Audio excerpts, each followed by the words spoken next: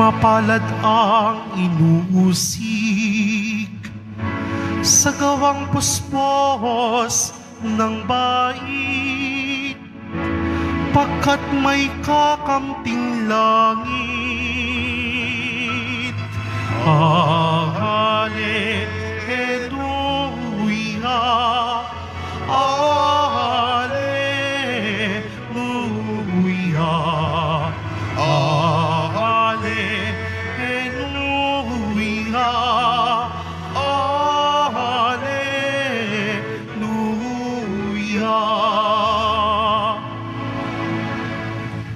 Sumainyo ang Panginoon. At sumaiyo rin. Ang mabuting balita ng Panginoon ayon kay San Marcos. Papuri sa iyo, Panginoon. Noong panahong yun, si Herodes ay nagpahuli, nagpagapos at nagpabilanggo kay Juan dahil kay Herodias. Ang babaeng ito'y asawa ni Felipe na kapatid ni Herodes, ngunit kinakasama niya. Laging sinasabi sa kanya ni Juan, hindi matuwid na kunin ninyo ang asawa ng inyong kapatid. Kaya't si Herodias ay nagkimkim ng galit kay Juan. Hinangad niyang ipapatay ito, ngunit hindi niya magawa sapagkat natatakot si Herodes kay Juan. Alam niyang ito'y taong matuwid at banal, kaya't ipinagsasanggalang niya. Gustong-gusto niyang makinig kay Juan bagamat labis niyang nababagabag sa mga sinasabi nito. Sa wakas ay nagkaroon ng pagkakataon si Herodias na anyayahan si Herodes sa kanyang karawan ang kanyang mga kagawad, mga pinuno ng hukbo at mga pangunahing mamamayan ng Galilea. Pumasok ang anak ng babae ni Herodias at nagsayaw. Labis na nasiyahan si Herodes at ang mga panauhin, kaya't sinabi ng hari sa dalaga, hingin mo sa akin ang anumang ibig mo at ibibigay ko sa iyo.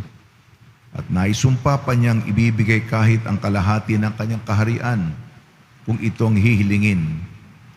Lumabas ang dalaga at tinanong sa kanyang ina, ano ang hihilingin ko? Ang ulo ni Juan Bautista. Sagot ng ina. Dali-daling nagbalik ang dalaga sa kinaroroonan ng hari. Ang ibig ko po'y ibigay ninyo sa akin ngayon sa isang pinggan. Ang ulo ni Juan Bautista, sabi niya.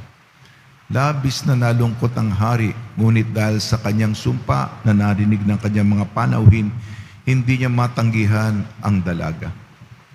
Agad niyang iniutos sa isang bantay na dalhin sa kanyang ulo ni Juan. Sumunod ang bantay at pinugutan si Juan sa bilangguan. Inilagay ang ulo sa isang pinggan at ibinigay sa dalaga. Ibinigay naman yun ng dalaga sa kanyang ina. Nang mabalitaan ito ng mga alagad ni Juan, kinuha nila ang kanyang bangkay at inilibing.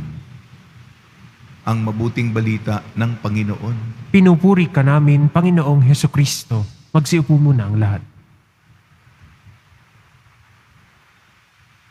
Isang mapagpalang pagunita sa pagpapakasakit pagkamartir ng ating patron, si San Juan Bautista. Sa unang Biyernes na po ako'y lilipad patungo sa misyon.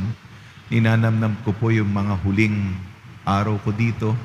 Kayo po, araw-araw niyo maaaring makita ang pong Senyor. Kaya ako, sa personal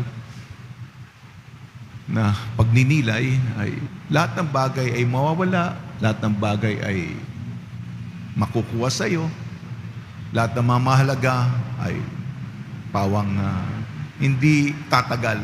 Katulad ng pagiging malapit. Kaya kaninang madaling araw ay hindi naman ako makatulog. Magdasal na lang ako para makita ang pong Senyor. Marami akong mga hinihiling sa Kanya na mga para sa ibang tao at para sa aking sarili. Kaya dati kasi, kung sa mission ako, sumusubaybay ako sa social media, nababanagan ko, nasisilayan ko, kahit na malayo, kahit masilip ko, araw-araw ang pong Senyor. Ngayon ay malapit ako, nakakausap ko, nasa dambana ako, ako'y pari, ayan, na ihatid ko yung nakikita ko siya. Iba yung sa social media, iba yung personal mo na malapitan. Ang ating pagunita ngayon ay kamatayan, pagpapakasakit ni San Juan Bautista. Alam po natin ang kwento, ang ating unang pagbasa sa propeta Jeremias.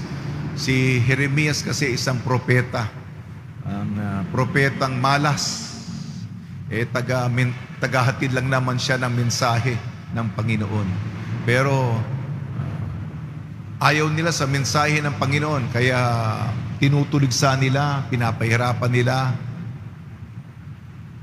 si Jeremias dahil dala-dala niya ang masamang balita bilang isang propeta.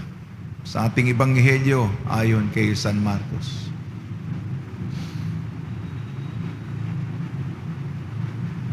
Iba kasi si Herodias. Iba.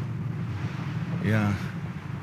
Yung gumawa ng maitim na balak ng paghihiganti itong babaeng ito. Ikaw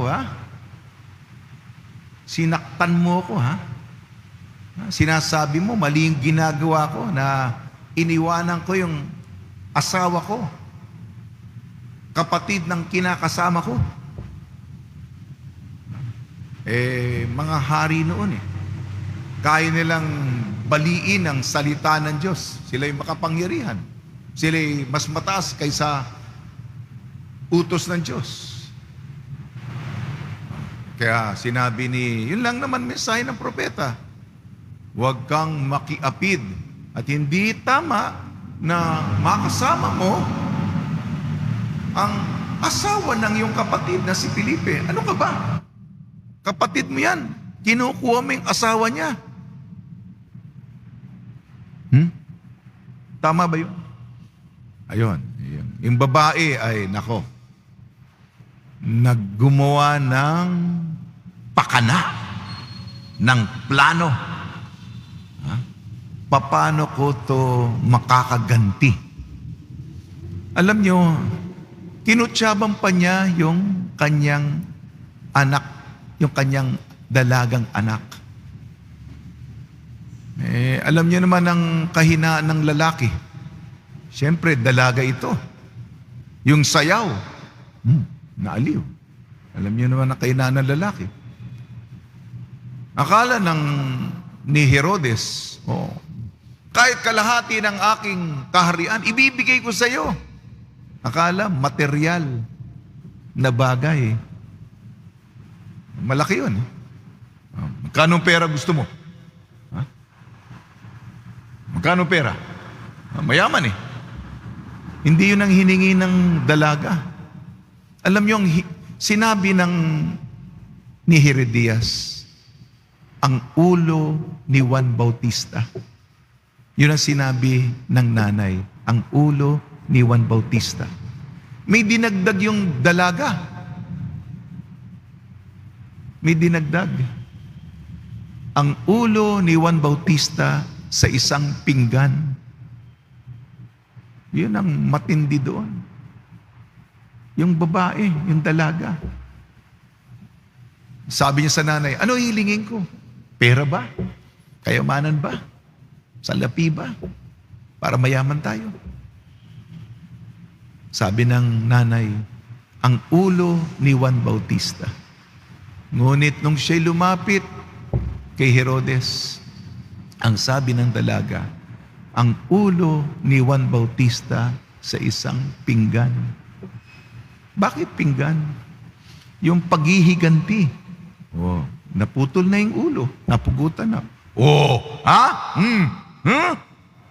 Parang gano'n. Kinakausap.